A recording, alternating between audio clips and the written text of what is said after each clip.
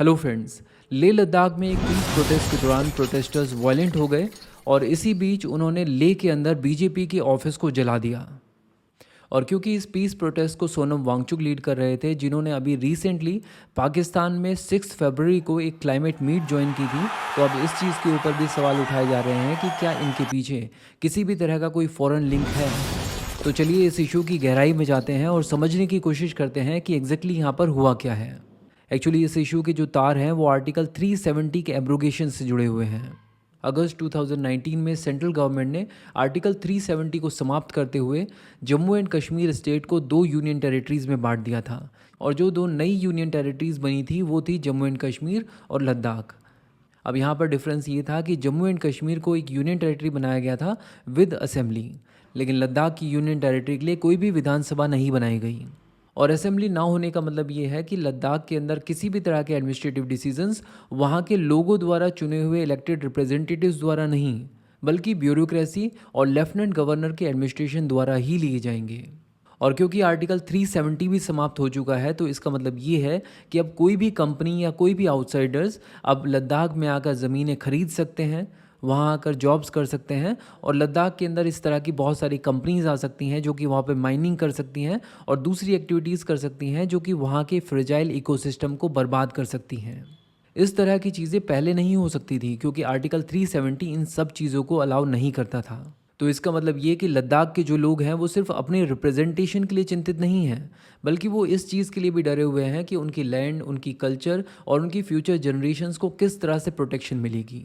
और इन्हीं इश्यूज़ को देखते हुए 2019 से लद्दाख के लोग 4 डिमांड कर रहे हैं। पहली 2 डिमांड उनके रिप्रेजेंटेशन से रिलेटेड हैं। सबसे पहले वो चाहते हैं कि लद्दाख को फुल स्टेटहुड का दर्जा दिया जाए। इसके अलावा वो ये भी चाहते हैं कि लोकसभा में उनकी सीट्स 1 से बढ़ाकर 2 कर देनी चाहिए। एक सीट कारगिल एरिया से और दूसरी सीट लेह एरिया से। और अपनी लैंड और अपने कल्चर को प्रोटेक्ट करने के लिए वो चाहते हैं कि उन्हें 6 शेड्यूल के अंदर कॉन्स्टिट्यूशनल प्रोटेक्शन मिले, क्योंकि लद्दाख की जो पॉपुलेशन है वो 3 से 5 लाख के बीच में है और 97% लोग यहाँ पर ट्राइबल्स हैं। और हमारे कॉन्स्टिट्यूशन का 6 शेड्यूल ट्राइबल एरियाज़ को ऑटोनॉमी देता है, जहाँ पर autonomous district councils land use और इनहेरिटेंस से रिलेटेड अपने लॉज बनाकर स्टेट लॉज को भी सुपरसीड कर सकते हैं। तो ये तो बात हुई 6 शेड्यूल की।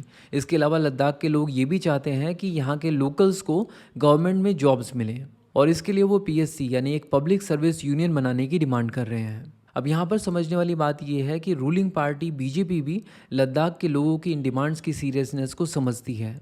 बीजेपी गवर्नमेंट ने कई बार लद्दाख के लोगों को इस बात के लिए अश्योर किया है कि वो लद्दाख को 6 शेड्यूल के अंदर प्रोटेक्ट करेंगे। इनफैक्ट उन्होंने 2 इलेक्शंस में अपने मैनिफेस्टोज में भी इस चीज़ को मेंशन किया है। लेकिन 2019 से अब एक लंबा समय हो चुका है और इसीलिए लद्दाख के लोग प्रोटेस्ट कर रहे हैं, और इस प्रोटेस्ट को लीड कर रहे हैं सोनम वांगचुक, जो कि एक सोशल और क्लाइमेट एक्टिविस्ट हैं। सोनम वांगचुक लद्दाख को ही बिलोंग करते हैं और उन्होंने वहाँ के लोगों की डिमांड्स को देखते हुए वहाँ के लोगों को एक बड़ी मात्रा में मोबिलाइज़ किया है। उन्होंने गांधीयन तरीकों को अपनाते हुए पीसफुल प्रोटेस्ट, हंगर स्ट्राइक्स और दिल्ली चलो जैसी पदयात्रा को ऑर्गेनाइज़ किया है, और कहा जा सकता है कि वो इस समय लद्दाख की वॉइस बने हुए हैं। और अभी रिसेंटली उन्होंने अपनी इन्हीं डिमांड्स को सामने रखते हुए 10 सितंबर से एक इनडेफिनेट पीरियड के लिए हंगर स्ट्राइक शुरू की थी। लेकिन इसी पीस प्रोटेस्ट के दौरान लोगों का गुस्सा फूट पड़ा और स्टूडेंट और यूथ ऑर्गेनाइजेशन, जिनको ले एपेक्स बॉडी लीड कर रही थी, वो सड़कों पर आ गए और इन्होंने सड़कों पर आकर बीजेपी के ले ऑफिस को जला दिया।